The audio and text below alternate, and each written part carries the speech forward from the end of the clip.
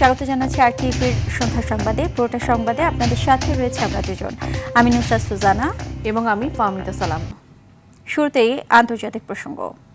ইরানে আলী খামেনির মৃত্যুর পর নতুন নেতা নির্বাচনের প্রক্রিয়া শুরু করেছে দেশটি। এর মধ্যে লেবানন সীমান্তের বিস্তীর্ণ জায়গা দখলে নেমেছে ইসরায়েলি বাহিনী। ইরানে হামলা চালাতে যুক্তরাজ্য সহায়তা না করায় ক্ষুব্ধ হয়েছেন ডোনাল্ড ট্রাম্প। মার্কিন ইসরায়েলি হামলায় ইরানে মৃতের সংখ্যা বেড়ে 787 জনে পৌঁছেছে। মার্কিনীদের মধ্যপ্রাচ্য ছাড়তে নির্দেশ দিয়েছে যুক্তরাষ্ট্র। এদিকে চলমান সংঘাত খুব বেশি দিন চলবে না বলে মন্তব্য করেছে ইসরায়েল। বিস্তারিত বিনিয়ামিনের রিপোর্টে। দ্রুত সময়ের মধ্যে ইরানে নতুন সর্বোচ্চ নেতা নির্বাচনের ঘোষণা দিয়েছেন দেশটির সাংবিধানিক বিশেষজ্ঞ পরিষদের সদস্য আলী মোয়ালেমি। জানান, ব্যক্তিগত পছন্দ নয় বরং ধর্মীয় নীতিমালার ভিত্তিতেই নতুন নেতা নির্বাচন করা হবে। বর্তমানে ইরানের সার্বিক নীতি নির্ধারণ ও পরিচালনার দায়িত্ব পালন করছে 3 সদস্যের অন্তর্বর্তী পরিষদ। এতে রয়েছেন প্রেসিডেন্ট মাসুদ পেজেশকিয়ান, প্রধান বিচারপতি গোলাম হোসেন মোহসিনিয়েজেই এবং আয়াতুল্লাহ আলী রেজা আরাফি। ইরানের বিরুদ্ধে হামলায় যুক্তরাষ্ট্রের সঙ্গে অংশ না নেয়ায় যুক্তরাজ্যের প্রধানমন্ত্রী কিয়ার স্টারমারের সমালোচনা করেছেন মার্কিন প্রেসিডেন্ট ডোনাল্ড ট্রাম্প। তার মতে, ওয়াশিংটনের পাশে না দাঁড়ানোয় দুই দেশের গভীর সম্পর্কের অবনতি ঘটেছে। তিনি বলেন, মধ্যপ্রাচ্যের যুদ্ধে এখন আর ব্রিটেনের উপর নির্ভরশীল নয় যুক্তরাষ্ট্র। তবে সাইপ্রাসে ব্রিটিশ সামরিক ঘাঁটিকে নিরাপত্তা দিতে এগিয়ে আসার ঘোষণা দিয়েছে ফ্রান্স।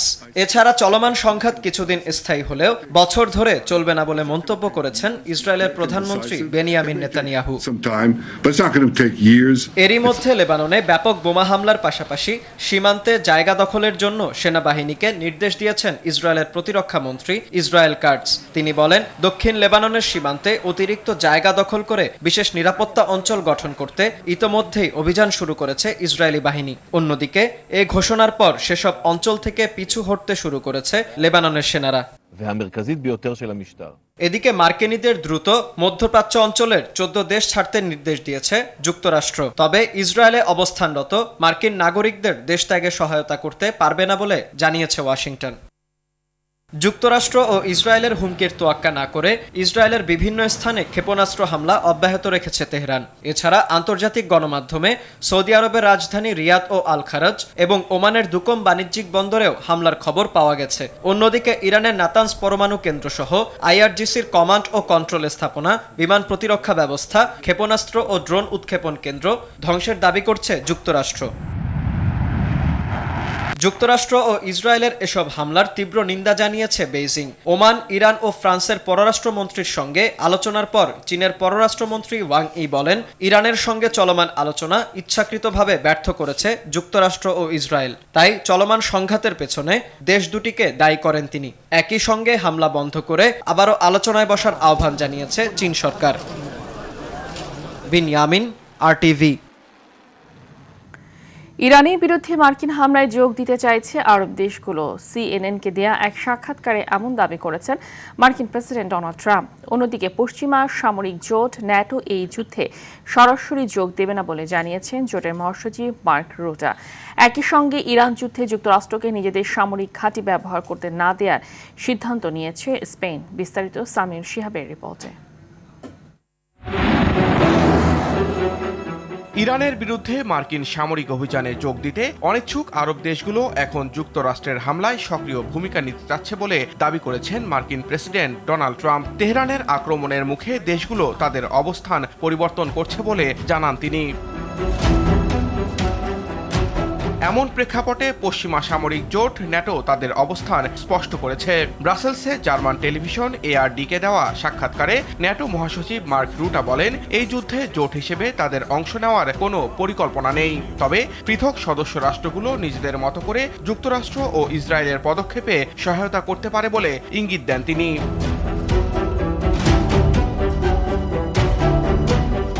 এর আগে এক যৌথ বিবৃতিতে এই অঞ্চলে নিজেদের ও মিত্রদের স্বার্থ রক্ষার প্রতিশ্রুতি দেয় যুক্তরাজ্য, জার্মানি ও ফ্রান্স। অন্যদিকে ইরানে হামলার জন্য যুক্তরাষ্ট্রকে নিজেদের কোনো সামরিক ঘাঁটি ব্যবহার করতে দেবে না স্পেন। দেশটির পররাষ্ট্রমন্ত্রী হোসে ম্যানুয়েল আলভারেস এক টেলিভিশন সাক্ষাৎকারে জানান, জাতিসংঘের সনদ কিংবা দ্বিপাক্ষিক চুক্তির বাইরে কোনো কাজে এগুলো ব্যবহারের অনুমতি দেওয়া হবে না। এদিকে ইরানের পাশাপাশি লেবাননেও হামলা অব্যাহত রেখেছে ইসরায়েল। পাল্টা জবাবে উত্তর ইসরায়েলের রামাত ডেভিস বিমান ঘাঁটিতে হামলা চালিয়েছে হিজবুল্লাহ। আরেকদিকে সংযুক্ত আরব আমিরাতে ড্রোন হামলায় অ্যামাজনের 2টি ডাটা সেন্টার ক্ষতিগ্রস্ত হয়েছে বলে জানিয়েছে অ্যামাজনের ওয়েব সার্ভিসেস। অন্যদিকে পাকিস্তানের করাচিতে অবস্থিত মার্কিন কনসুলেটে হামলার ঘটনায় মার্কিন মেরিন সেনারা সরাসরি গুলিবর্ষণে জড়িত ছিল বলে প্রতিবেদন প্রকাশ করেছে বার্তা সংস্থা রয়টার্স। আরেকদিকে ইসলামাবাদের বর্তমান নিরাপত্তা পরিস্থিতি বিবেচনায় সব ভিসা অ্যাপয়েন্টমেন্ট বাতিলের ঘোষণা করেছে মার্কিন দূতাবাস। সামিউল শিহাব, RTV। 3 দিনের অচলাবস্থা কাটিয়ে আংশিক বা সীমিত আকারে চালু হতে শুরু করেছে মধ্যপ্রাচ্যের প্রধান বিমানবন্দরগুলো। সৌদি আরবের জেদ্দায় কিং আব্দুল আজিজ এয়ারপোর্ট বর্তমানে চালু রয়েছে। এই বিমানবন্দর থেকে অন্তত 10টি বিশেষ রিলিফ ফ্লাইট পরিচালনা করছে ভারতীয় এয়ারলাইন্স ইন্ডিগো। এদিকে সোমবার সন্ধ্যা থেকে দুবাই এয়ারপোর্ট আংশিকভাবে চালু হয়েছে। এর পাশাপাশি দুবাইয়ের আল মাকতুম বিমানবন্দর ও আবুধাবির শেখ জায়েদ ইন্টারন্যাশনাল এয়ারপোর্ট সীমিত আকারে কার্যক্রম শুরু করেছে। এখান থেকে এমিরেটস এবং ফ্লাই দুবাই তাদের কিছু নির্ধারিত ফ্লাইট পরিচালনা করছে। ওমানের মাসকাট ইন্টারন্যাশনাল এয়ারপোর্টে সীমিত পরিসরে ফ্লাইট চালু করেছে এয়ার ইন্ডিয়া এক্সপ্রেস। তবে কাতারের আকাশসীমা বন্ধ থাকায় দোহা বিমানবন্দর এখনও অচল রয়েছে। যুক্তরাষ্ট্র ইসরায়েলের সঙ্গে ইরানের যুদ্ধ ঘিরে সৃষ্ট নিরাপত্তা পরিস্থিতির কারণে গেল 4 দিনে ঢাকা থেকে মধ্যপ্রাচ্যগামী 147টি ফ্লাইট বাতিলের কথা জানিয়েছে বাংলাদেশ বেসামরিক বিমান চলাচল কর্তৃপক্ষ। যুদ্ধের পর থেকে ইরান, ইরাক, কুয়েত, সংযুক্ত আরব আমিরাত, বাহরাইন, কাতার ও জর্ডান তাদের আকাশসীমা বন্ধের ঘোষণা দেয়। এই জন্য 28 ফেব্রুয়ারি 23টি, 1 মার্চ 40টি, 2 মার্চ 46টি এবং আজ 38টি ফ্লাইট বাতিল করা হয়। সৌদি আরব, ইতালি সহ বাংলাদেশের পার্শ্ববর্তী দেশগুলোতে কয়েকটি এয়ারলাইন্সের সরাসরি ফ্লাইট চালু রয়েছে। ঈদযাত্রা সহজ এবং আরামদায়ক করতে যাত্রীদের কাছ থেকে অতিরিক্ত ভাড়া নিলে কঠোর ব্যবস্থা নেওয়ার হুঁশিয়ারি দিয়েছেন পরিবহন ও সেতুমন্ত্রী শেখ রবিউল আলম। এদিকে 10 মার্চ বগুড়া 9 রাজধানীর করাইল বস্তি থেকে ফ্যামিলি কার্ডের উদ্বোধন করবেন প্রধানমন্ত্রী তারেক রহমান। সচিবালয়ে প্রধানমন্ত্রীর সাথে বৈঠক করে একথা বলেন সমাজ কল্যাণমন্ত্রী ডাক্তার AJM জাহিদ হোসেন। বিস্তারিত বিল্লাল হোসেনের রিপোর্টে। মঙ্গলবার সকাল 9টায় সচিবালয়ে আসেন প্রধানমন্ত্রী তারেক রহমান। দিনের কর্মসূচিতে প্রধানমন্ত্রীর সঙ্গে কোস্ট গার্ডের মহাপরিচালক রিয়াল এডমিরাল জিয়াউল হক সাক্ষাৎ করেন। রেল পরিবহন ব্যবস্থাপনা উন্নতির বিষয়ে প্রধানমন্ত্রীর সঙ্গে বৈঠক করেন রেল ও সড়ক মন্ত্রী ও প্রতিমন্ত্রী। বৈঠক শেষে মন্ত্রী শেখ রবিউল আলম বলেন, ঈদ যাত্রায় নির্দিষ্ট ভাড়া বাস্তবায়ন করবে সরকার। নির্দিষ্ট হারে নিতেই হবে, যে ভাড়া আছে অঙ্গীকার না, শুধু এটা বাস্তবায়ন করা হবে। ভাড়া বাড়াবে না, যাত্রী সেবার মানও ঠিক রাখবে, যানজট যাতে না হয়, টিকিট যেটা আছে সেটাও তারা স্বচ্ছতার সাথে আপনার সেল করবে।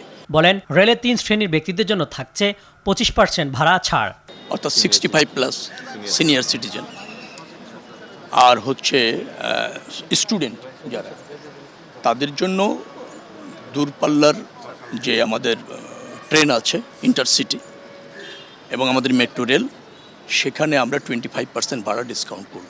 ফ্যামিলি কার্ড বিতরণ নিয়ে প্রধানমন্ত্রীর সাথে সাক্ষাৎ শেষে সমাজ কল্যাণ মন্ত্রী বলেন, 10 মার্চ রাজধানীর করাইল বস্তি থেকে উদ্বোধন হবে ফ্যামিলি কার্ড। ঢাকার যে 17 আসন যে করাইল বস্তি, করাইলে ইনশাল্লাহ ওখানে উনি ফ্যামিলি কার্ড বিতরণের কর্মসূচির শুভ উদ্বোধন করবেন। অরিজিনাল প্ল্যানিং যা ছিল তার থেকে প্রায় 6 গুণ বেশি কার্ড লাগতেছে। পানি সম্পদ মন্ত্রী শহীদ উদ্দিন চৌধুরী অ্যানি জানান, ঈদের আগেই দিনাজপুরের একটি খাল খননের মধ্য দিয়ে কর্মসূচি উদ্বোধন করবেন প্রধানমন্ত্রী তারেক রহমান। দিনাজপুরে একটা খাল খননের মধ্য দিয়ে ওনার দীর্ঘদিনের বাধা বিপত্তি, অনেক জায়গায় বর্জ্য আবর্জনা সেখানে স্তূপ হয়ে আছে, অনেক জায়গায় বাড়িঘর উঠে গেছে, অনেক জায়গায় দোকানপাট উঠে গেছে। আইন অনুযায়ী যেটা নিষ্পত্তি করার মাধ্যমে এই খাল খনন প্রক্রিয়াকে ত্বরান্বিত করা যায়, সেই দিকে আমরা বিশেষ নজর রাখব। পানি সম্পদ মন্ত্রী আরও বলেন, আগামী 5 বছরে 20,000 কিলোমিটার বেশি খাল খনন দৃশ্যমান হবে। বিল্লাল হোসেন, RTV, ঢাকা। যুক্তরাষ্ট্র ও বাংলাদেশের মধ্যে কৌশলগত সম্পর্ক জোরদারের লক্ষ্যে দক্ষিণ ও মধ্য এশিয়া বিষয়ক মার্কিন সহকারী পররাষ্ট্রমন্ত্রী পল কাপুর আজ দুদিনের সফরে ঢাকায় আসছেন। ঢাকাস্থ মার্কিন দূতাবাসের মুখপাত্র পূর্ণিমা রায় সোমবার এক বিবৃতিতে জানিয়েছে, সফরকালে কাপুর নতুন সরকারের জ্যেষ্ঠ কর্মকর্তা এবং ব্যবসায়ী নেতাদের সাথে বৈঠক করবেন। এ সময় দ্বিপক্ষীয় বাণিজ্য ও বিনিয়োগ সম্প্রসারণ, নিরাপত্তা সহযোগিতা বৃদ্ধি এবং ইন্দো প্যাসিফিক অঞ্চলে অভিন্ন স্বার্থে এগিয়ে নেয়ার উপায় নিয়ে আলোচনা করবেন।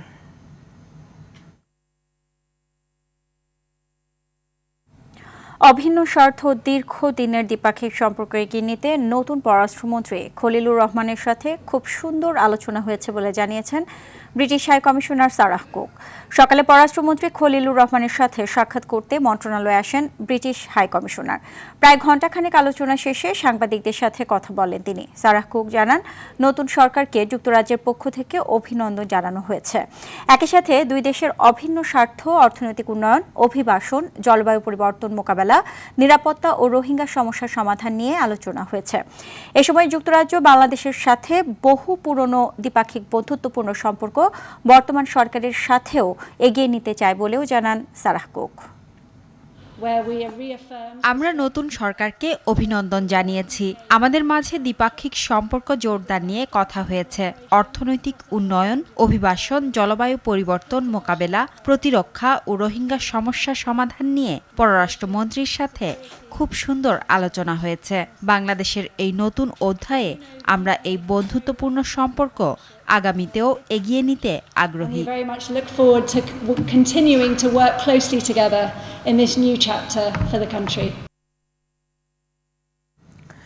গণভোট অধ্যাদেশ এবং জুলাই সনদ বাস্তবায়ন আদেশ কেন অবৈধ নয় জানতে রুল জারি করেছে হাইকোর্ট। এছাড়া সংবিধান সংস্কার পরিষদের সদস্য হিসেবে শপথ কেন সংবিধানের সঙ্গে সাংঘর্ষিক হবে না তাও এতে জানতে চাওয়া হয়েছে। এই রুলকে ফরমাইশি এবং পক্ষপাতদুষ্ট বলছেন জামাতের আইনজীবী। আর চূড়ান্ত আদেশও রিটের পক্ষে যাবে বলে প্রত্যাশা রিটকারী আইনজীবীর। GM মাহমুদের রিপোর্ট। গেল বছরের 13 নভেম্বর জুলাই সনদ বাস্তবায়ন আদেশ জারি করেন রাষ্ট্রপতি। এরপর 12 ফেব্রুয়ারি গণভোট ও সংসদ নির্বাচন অনুষ্ঠিত হয়। আর 17 ফেব্রুয়ারি শপথ নিয়ে সরকার গঠন করে বিএনপি। ওই দিন দুটো শপথ নেয়ার কথা থাকলেও বিএনপির সংসদ সদস্যরা সংবিধান সংস্কার পরিষদের সদস্য হিসেবে শপথ নেননি। তবে দুটো শপথ নিয়েছে জামায়াত এনসিপি জোট। বাংলাদেশের প্রতি সংবিধানের 93 অনুচ্ছেদ অনুযায়ী রাষ্ট্রপতি গণভোট অধ্যাদেশ ও জুলাই সনদ বাস্তবায়ন আদেশ জারি করতে পারেন না, এমন যুক্তিতে হাইকোর্টে রিট করেন বিএনপিপন্থী দুই আইনজীবী। সব পক্ষকে শুনে মঙ্গলবার এ বিষয়ে 4 সপ্তাহের রুল জারি করে বিচারপতি রাজিক আল জলিল এবং বিচারপতি আনোয়ারুল ইসলামের হাইকোর্ট বেঞ্চ। এর ফলে গণভোট নিয়ে সংসদ আপাতত কোনো সিদ্ধান্ত নিতে পারবে না, জানান রিটকারীদের আইনজীবী। রাষ্ট্রপতি এমন কোনো অর্ডিন্যান্স করতে পারবে না যে বিষয়বস্তু আমাদের সংবিধানে নাই। এর মধ্য দিয়ে জুলাই বাস্তবায়ন সংস্কার আদেশ এবং গণভোট সুপ্রিম কোর্টের বিচারাধীন বিষয় হয়ে গেল। আমরা আশা করি ঈদের পরে কোর্ট খুললে এইটা চূড়ান্ত শুনানি হবে। এদিকে রাজনৈতিক সিদ্ধান্ত আদালতের কাঁধে চাপিয়ে সরকার দ্বিচারিতা করছে উল্লেখ করে জামায়াতের আইনজীবী বলেন, জুলাই সনদ ও গণভোট বাতিল হলে নির্বাচন ও বর্তমান সরকার নিয়েও প্রশ্ন উঠবে। এর মাধ্যমে নিজের পায়ে নিজেই কোরাল মারার চেষ্টা করছে একটি রাজনৈতিক দল। যদি বাংলাদেশে জুলাই সনদ বাস্তবায়ন আদেশ না থাকে, 30টি কনসেনসাসের ভিত্তিতে সংস্কার প্রস্তাব না থাকে, গণভোটের প্রশ্ন অবৈধ হয়, তাহলে শেষ পর্যন্ত থাকবে কি? শেষ পর্যন্ত নির্বাচন থাকে, সরকার থাকে, নিজের গদি থাকে, সবকিছুই বড় ধরনের প্রশ্নের সম্মুখীন হবে। এর আগে গত 18 ফেব্রুয়ারি জুলাই জাতীয় সনদ বাতিল ও সংবিধানের সঙ্গে সাংঘর্ষিক ঘোষণার নির্দেশনা চেয়ে আরেকটি রিট দায়ের করেন সুপ্রিম কোর্টের এক আইনজীবী। GM Mahmud, RTV, Dhaka. জনগণের স্বার্থকে প্রাধান্য দিয়ে ভবিষ্যতে বাংলাদেশ ও ভারতের সরকার পারস্পরিক সহযোগিতামূলক কাজ করবে বলে জানিয়েছেন ঢাকায় নিযুক্ত ভারতীয় হাই কমিশনার প্রণয় কুমার ভার্মা। বলেন, সচিবালয়ে স্থানীয় সরকার মন্ত্রী মির্জা ফখরুল ইসলাম আলমগীরের সাথে এক সৌজন্য সাক্ষাৎ শেষে একথা। প্রণয় ভার্মা বলেন, দুই দেশের জনগণের স্বার্থকে প্রাধান্য দিয়ে বিভিন্ন রকম সহযোগিতামূলক কাজ করতে দুই সরকারই আগ্রহ নিয়ে কাজ করবে। This is an area, as I mentioned, where both India and Bangladesh have a lot of commonality. We have a large rural population. We both are focused on promoting local governance. স্বচ্ছতা, বিবেকবোধ এবং দায়বদ্ধতা নিয়ে চিকিৎসকদের সেবা দেওয়ার আহ্বান জানিয়েছেন বিরোধী দলীয় নেতা ও জামাত আমির ডাক্তার শফিকুর রহমান। রাজধানীর শাহবাগে আবু সাইদ কনভেনশন সেন্টারে ন্যাশনাল ডক্টরস ফোরাম আয়োজিত ইফতার মাহফিলে তিনি আহ্বান জানান। জামাত আমির বলেন, সাধারণ মানুষ যেন চিকিৎসকদের কাছে গিয়ে কাঙ্ক্ষিত সেবা পায়, রোগীরা যেন ভোগান্তির শিকার না হয়, সেজন্য সবাইকে সতর্ক থাকার আহ্বান জানান তিনি। এদিকে জামাত আমিরের বক্তব্য চলাকালীন সময় গণমাধ্যম কর্মীদের সঙ্গে অসৎ আচরণ করেন স্বেচ্ছাসেবকরা। এই সময় বক্তব্য থামিয়ে শফিকুর রহমান পরিস্থিতি নিয়ন্ত্রণ করেন। কেউ কোনো ভলান্টিয়ার থাকবেন না, আমার সাংবাদিক বন্ধুরা বসুক ওখানে। স্বচ্ছতা, বিবেকবোধ, দায়বোধ এবং দরদ নিয়েই যদি আমরা মানুষের প্রতি চিকিৎসার হারটা বাড়িয়ে দিই, আল্লাহ তাআলা দুনিয়ায়ও আমাদেরকে সম্মানিত করবেন, আখিরাতেও সম্মানিত করবেন। আর যে মানুষগুলো আমাদের কাছে আসবে তারা মনে অন্তরে একটা তৃপ্তি নিয়ে, প্রশান্তি নিয়ে আমাদের কাছ থেকে। কোনো চাপের মুখে নয়, নিয়মতান্ত্রিক প্রক্রিয়ার অংশ হিসেবে দুর্নীতি দমন কমিশনের চেয়ারম্যান ডক্টর মোহাম্মদ আব্দুল মোমেন ও 2 কমিশনার পদত্যাগ করেছেন। পদত্যাগের পর সচিবালয়ে এমনটা জানান কমিশনার মিয়া মোহাম্মদ আলী আকবর আজিজি। এর আগে দুপুরে সচিবালয়ে মন্ত্রিপরিষদ বিভাগে উপস্থিত হয়ে তারা পদত্যাগ পত্র জমা দেন। পদত্যাগ করা অপর কমিশনার হলেন অবসরপ্রাপ্ত ব্রিগেডিয়ার জেনারেল হাফিজ আহসান ফরিদ। 2024 সালের 10 ডিসেম্বর ডক্টর মোহাম্মদ আব্দুল মোমেনকে দুর্নীতি দমন কমিশনের চেয়ারম্যান হিসেবে নিয়োগ দেওয়া হয়। একই দিন চেয়ারম্যানের পাশাপাশি দুদকের 2 কমিশনারকেও নিয়োগ দেওয়া হয়।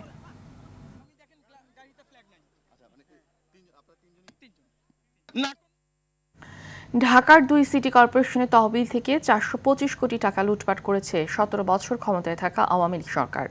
বর্তমানে দক্ষিণের ফান্ড শূন্য, তবে উত্তর সিটি কর্পোরেশনের ফান্ডে মাত্র 25 কোটি টাকা রয়েছে বলে জানিয়েছে নতুন প্রশাসকরা। সচিবালয়ে প্রধানমন্ত্রীর সাথে বৈঠক শেষে তারা এসব কথা বলেন। তারা জানান 2 সিটি কর্পোরেশন মিলে প্রায় 1400 কোটি টাকার কাজের ওয়ার্ক অর্ডার দিয়ে গেছে, আর নগর পরিচালনার জন্য প্রধানমন্ত্রীর কাছ থেকে বরাদ্দ চেয়েছেন 2 সিটি প্রশাসক। আগামী বর্ষার আগে মশার উপদ্রব নিয়ন্ত্রণে কার্যকর উদ্যোগ সহ ময়লা আবর্জনা দ্রুত অপসারণের জন্য নির্দেশ দিয়েছেন প্রধানমন্ত্রী। আওয়ামী শাসনামলে শতাধিক মানুষকে গুম খুনের মামলায় সাবেক সেনা কর্মকর্তা জিয়াউল আহসানের বিরুদ্ধে সাক্ষ্য শেষ করেছেন সাবেক সেনা প্রধান ইকবাল করিম ভূঁইয়া। পরবর্তী সাক্ষ্য 9 মার্চ। বিচারপতি গোলাম মর্তুজা মজুমদারের নেতৃত্বাধীন আন্তর্জাতিক অপরাধ ট্রাইব্যুনাল 1-এ হয় সাক্ষ্য গ্রহণ। পরে এই ট্রাইব্যুনালে জুলাই আন্দোলনে কারফিউ এবং ব্যবসায়ীদের নিয়ে গণভবনে বৈঠক করে হত্যাকাণ্ডে সহায়তা সহ 5 অভিযোগের সাবেক আইনমন্ত্রী আনিসুল হক ও শেখ হাসিনার উপদেষ্টা সালমান এফ রহমানের বিরুদ্ধে দ্বিতীয় দিনের সাক্ষ্য গ্রহণ হয়। অন্যদিকে ট্রাইব্যুনাল 2-এ জুলাইয়ের মানবতাবিরোধী অপরাধ মামলায় ওবায়দুল কাদের সহ আওয়ামী লীগ ও দলটির অঙ্গ সংগঠনের শীর্ষ 7 নেতার বিরুদ্ধে এবং কুষ্টিয়ায় 6 জনকে হত্যা সহ 3 অভিযোগে আওয়ামী লীগ নেতা মাহবুবুল আলম হানিফ সহ 4 আসামির বিরুদ্ধে সাক্ষ্য নেওয়া হয়।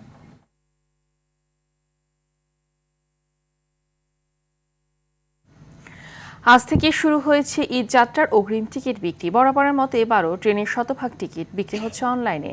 ব্ল্যাক মার্কেটে টিকিট বিক্রির কোনো সুযোগ নেই বলে জানান রেল কর্মকর্তারা। বিস্তারিত জানাচ্ছেন মুনতাসির মামুন। ঈদযাত্রায় শতভাগ অনলাইন টিকিট বিক্রি করায় স্টেশনে কোনো ভিড় নেই। সকাল 9টা পর্যন্ত পশ্চিমাঞ্চলে আনুমানিক 13,000 টিকিটের মধ্যে প্রায় 11,400 টিকিট বিক্রি হয়েছে। সার্ভারে মোট হিট হয়েছে প্রায় 21,000। শুধুমাত্র নন এসিতে 25% টিকিট আসনবিহীন দেওয়ার বিধান আছে। তো আমি মনে করি যে এই 25% টিকিট অন্যান্য যাত্রীদের অতটা যাত্রার বিঘ্নতা ঘটাবে বিষয়টা এরকম না। রেলওয়ে কর্তৃপক্ষ জানায় শুরুতে কিছুটা চাপ থাকলেও এখন পরিস্থিতি স্বাভাবিক। ব্ল্যাক মার্কেটে টিকিট বিক্রির সুযোগ নেই বলেও দাবি তাদের। অন্যদিকে দুপুরের পর থেকে পূর্বাঞ্চলের টিকিট বিক্রি শুরু হয়েছে। যারা বিক্রি করার চেষ্টা করবে তাদেরকে ধরার জন্য আইন শৃঙ্খলা বাহিনীর লোকজন খুব অ্যাক্টিভ আছে, অতএব এ ব্যাপারে আমাদের জিরো টলারেন্স। রাজধানীর সায়দাবাদ বাস টার্মিনালেও এখনো চোখে পড়েনি যাত্রীর ভিড়। তবে বাস মালিক ও ম্যানেজাররা আশা করছেন 20 রমজান বা তারপর থেকে বাড়বে ঘরমুখো মানুষের চাপ। যানজটের জন্য আমরা টিকিট দিচ্ছি না। ঈদের সময় গাড়ি আসবে, যাত্রীর টিকিট নেবে, চলে যাবে, এইভাবে। ঈদের কোনো প্রভাব পড়েনি এখনো, আর যাত্রী একেবারে নাই বললেই চলে। সামনে ঈদ তো, তার কারণে যাত্রী যদি এখন চলাফেরা করে না, তখন মিল ফ্যাক্টরি গার্মেন্টসগুলো বন্ধ হবে, তখন হয়তো একটু চাপ বাড়তে পারে। রেল ও বাস দুক্ষেত্রেই এখনো বড় চাপ না থাকলেও রমজানের শেষ ভাগে বাড়তে পারে যাত্রীর সংখ্যা, তাই আগেভাগেই পরিকল্পনা করে টিকিট সংগ্রহের পরামর্শ সংশ্লিষ্টদের। মুনতাসির মামুন, RTV, ঢাকা। ঈদ সামনে রেখে বাজার সয়লাভ ভেজাল সেমাই ও নুডলসে রাজধানীর বিভিন্ন গোপন কারখানায় তৈরি করে বিভিন্ন ব্র্যান্ডের মোড়কে বাজারজাত করা হচ্ছে এসব। কামরাঙ্গীরচরে তেমনই একটি কারখানার সন্ধান পায় RTV। আর এই খবর সংগ্রহ করতে গিয়ে হামলার শিকার হতে হয় RTVর প্রতিবেদক ও ক্যামেরা পার্সনকে। বিস্তারিত জানাচ্ছেন আলমগীর শেখ। কারখানার দরজায় ঝুলছে তালা, বাইরে থেকে দেখে বোঝার উপায় নেই ভেতরে আসলে হচ্ছে কি। RTVর অনুসন্ধানে বেরিয়ে আসে সেখানকার অস্বাস্থ্যকর পরিবেশে নিম্নমানের ভেজাল সেমাই তৈরির খবর। কামরাঙ্গীরচরের আশরাফাবাদ ময়দার মিল এলাকার একটি কারখানার ছবি নিতে গেলে সাংবাদিকদের উপর চড়াও হন কারখানার মালিক মৃত আইনউদ্দিনের ছেলে নাসির উদ্দিন। চেষ্টা করেন ক্যামেরা ছিনিয়ে নেয়ার।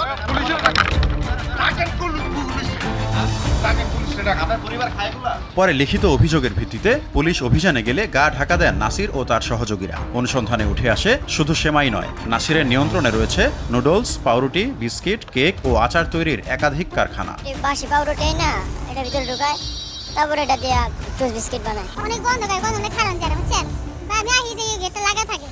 এদিকে শুধু নকল খাদ্য উৎপাদনই নয়, স্থানীয় নূর মসজিদের জমি দখলেরও অভিযোগ রয়েছে নাসিরের বিরুদ্ধে। বিভিন্ন এলাকার খারাপ লোকজন আইসা মসজিদটা দখল করে রাখছে, নাসিরের ওদের সাথে আছে। পরে সংবাদ প্রকাশ না করতে নানা প্রলোভন দেখান নাসিরের ভাই দেলোয়ার।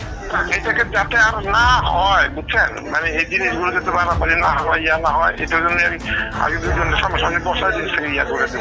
খাদ্যে ভেজাল মেলানো চক্রকে নিয়ন্ত্রণে আনতে প্রশাসন ও আইন শৃঙ্খলা বাহিনীর সম্মিলিত উদ্যোগ প্রয়োজন বলে মনে করেন জাতীয় ভোক্তা অধিকার সংরক্ষণ অধিদপ্তরের এই পরিচালক। যারা অসাধু ব্যবসায়ী রয়েছেন তারা আসলে খুবই সংঘবদ্ধ, বিভিন্নভাবে এই বাজারকে প্রভাবিত করার চেষ্টা করেন, মনোপলিস্টিক বাজার করার চেষ্টা করেন। কিন্তু এর বিরুদ্ধে কিন্তু আমাদের ভোক্তা সাধারণ যারা রয়েছেন তাদেরও সচেতনতা রয়েছে এবং আমাদেরও যে সরকারের বিভিন্ন মেকানিজম রয়েছে তারাও কিন্তু সম্মিলিতভাবেই কাজ করছে। ঈদ সামনে রেখে খাদ্যে ভেজাল রোধে দ্রুত অভিযান এবং কঠোর নজরদারির দাবি এলাকাবাসী। আলমগীর শেখ, RTV, ঢাকা। চট্টগ্রামের সীতাকুণ্ডে ধর্ষণের শিকার হওয়া 8 বছরের শিশুটি ভোরে চিকিৎসাধীন অবস্থায় মারা গেছে। এর আগে ধর্ষণের পর হত্যার উদ্দেশ্যে শিশুটির গলা কেটে সীতাকুণ্ড বোটানিক্যাল গার্ডেন ও ইকো পার্কের জঙ্গলে ফেলে যায় ঘাতকরা।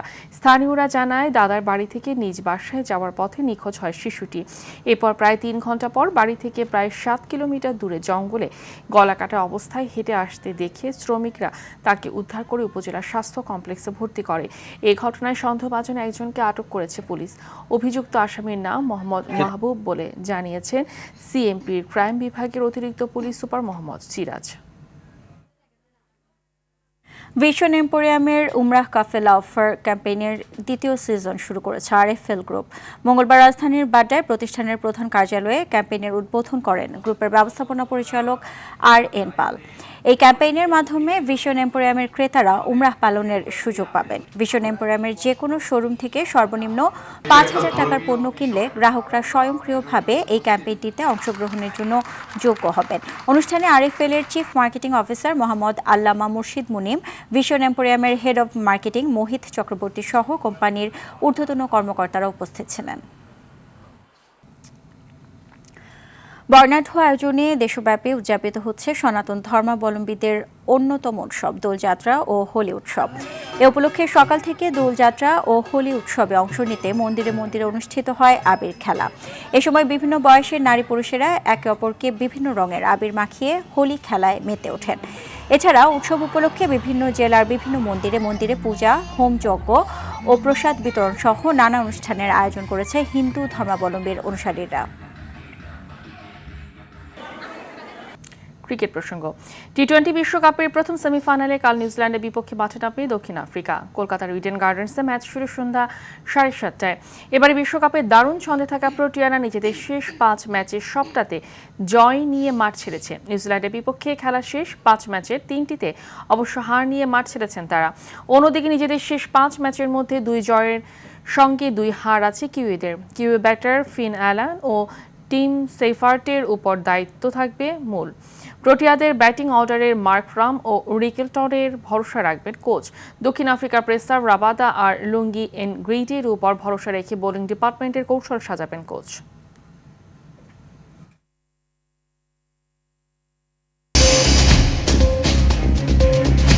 সন্ধ্যার সংবাদে পর্যন্তই। রাতের সংবাদ 11:15টায় দেখার আমন্ত্রণ রইল। ধন্যবাদ সবাইকে। সবাইকে ধন্যবাদ।